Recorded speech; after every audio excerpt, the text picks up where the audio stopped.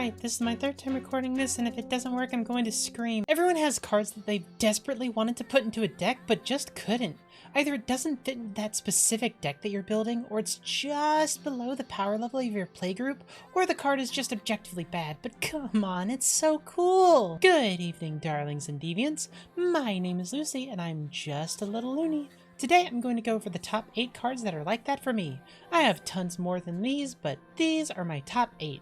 And, you know, if you share any of these picks with me, you are legally obligated to subscribe. Mostly by clown law, not my call. I'm sorry, I don't make the rules. So, without further ado, let's start the show. Number 8 is Door to Nothingness. 4 or 5 generic mana, you get an artifact that enters tapped. But if it didn't enter tapped, it'd be kind of crazy, because for 2 of every single color, that's 2 white, 2 blue, 2 black, 2 red, and 2 green, tapping the door and then sacrificing it, target player loses the game. Poof! That's it! They're gone! This card is always appealing to me. Being able to send someone into the Shadow Realm is so close to being good, but the problem is in a 4-player game of Commander, the other 2 players are going to dogpile onto you because otherwise they risk you bringing it back and sending them to the Shadow Realm. It's fun and I could definitely see it being good in the right situation, but there's better cards in a 5-color deck, and Door to Nothingness never really makes the cut when I'm building my own decks. Number 7 is Narset Transcendent. For 2, a white and a blue, you get a Narset Planeswalker with 6 loyalty and 3 loyalty abilities. The first is a +1 to look at the top card of your library.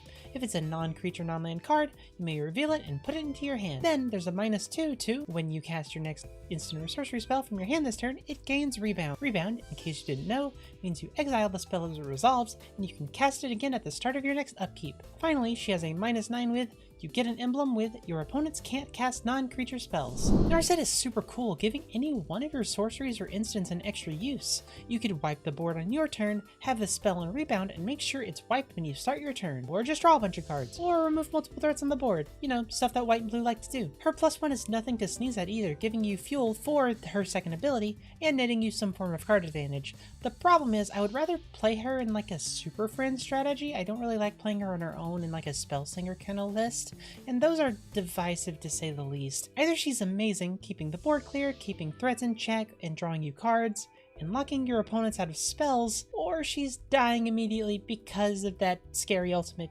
No, that should never resolve ever. And even when she's operating at peak efficiency and you get that ultimate, it's not like people enjoy not being able to cast their spells, you know? It's nice to be invited back to Commander tables. So, into the binder she goes. Number 6 is the Cauldron of Eternity. For a whopping 10 generic and 2 black mana, you get a legendary artifact that costs 2 generic mana less for each creature card in your graveyard.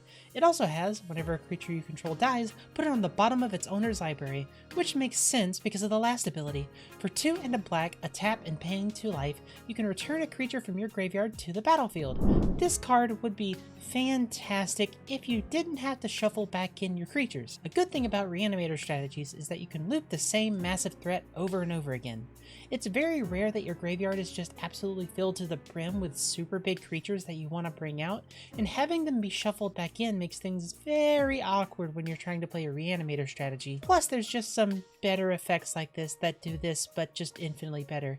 Take Vat of Rebirth, for instance. It's the same cost to reanimate, but has repeatable ways to bring back the same big creature. If I'm looking to dredge out some beef from my graveyard, I always want to play the Cauldron because of how cool it is, but it just always ends up on the cutting room floor. Number 5 is Lovisa Cold Eyes. For 3 and 2 red, you get a legendary 3/3 human with each creature that's a barbarian, a warrior, or a berserker gets +2/+2 and has haste. She's simple, but she's solid in many ways. I'm talking about the muscles. I'm not even kidding here. 1, I'll admit she's cute, and that's part of why I like her, but also giving an entire board haste and building a Kindred deck around one of these types has always intrigued me, maybe even building like some kind of mix between all 3 of them. But she doesn't buff herself, she's only a 3/3, and a mono red cuts you off from some of the better creatures in these types. For example, for warriors, she can't play Champion of Lambholt, for berserkers, she can't play Skimfar Avenger, and for barbarians, she can't play, Yavimaya Barbarian? Okay, she can play most of the good barbarians. That one doesn't count.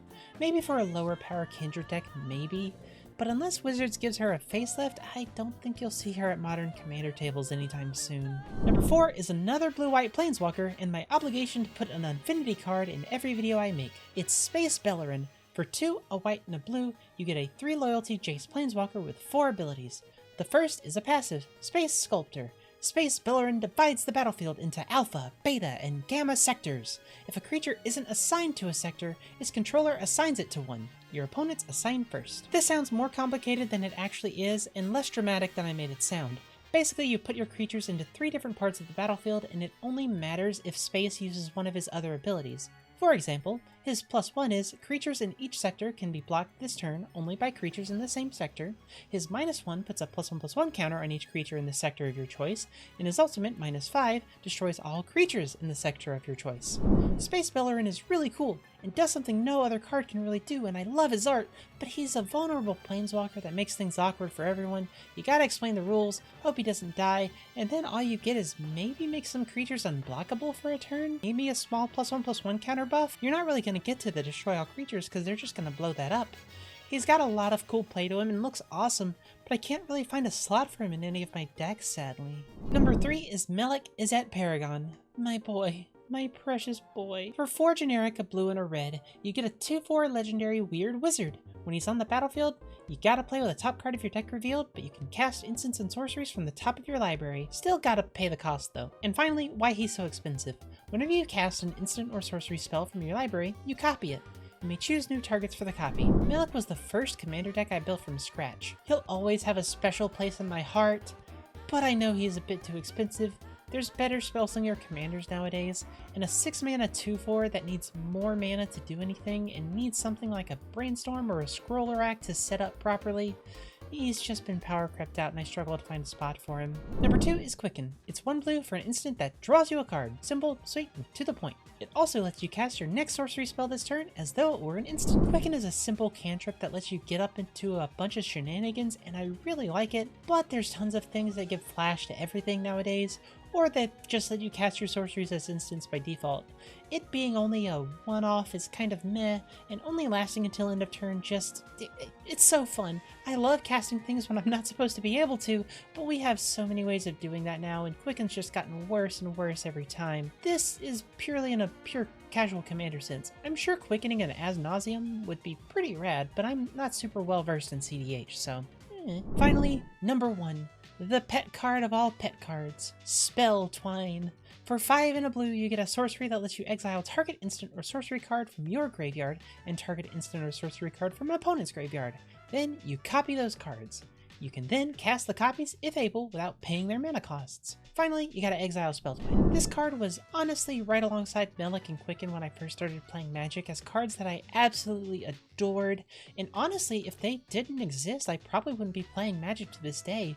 These 3 together just kind of sparked a sort of like creative inspiration of a deck building spark within me, but as the years have gone on, there's just less and less justification for a 6 mana spell like this. Sometimes it can cheat out something super big on your end, but other times it's just getting a small card draw spell, and your opponents typically aren't on their own spell slinging shenanigans, so it's not like they're going to be giving you banger spells either. But I still manage to squeeze Spell Twine into some decks to this day, even if I know it's bad, even when it sits in my hand and it's just bad and dead, and I still put it in. And at the end of the day, that's what Commander's all about. Playing cards you enjoy and just having fun with your friends. Winning is great and all, but what truly matters is that the game makes you and your friends smile. But hey, let me know what you think. Do you have any cards that you've wanted to play but can't quite find a space for? Let me know down in the comments below. And hey, if you want to help me out, check out another video or subscribe. It lets me know that I'm doing a good job and keeps this show on the proverbial road. As always, thank you all so very much for watching, and until next time, au revoir!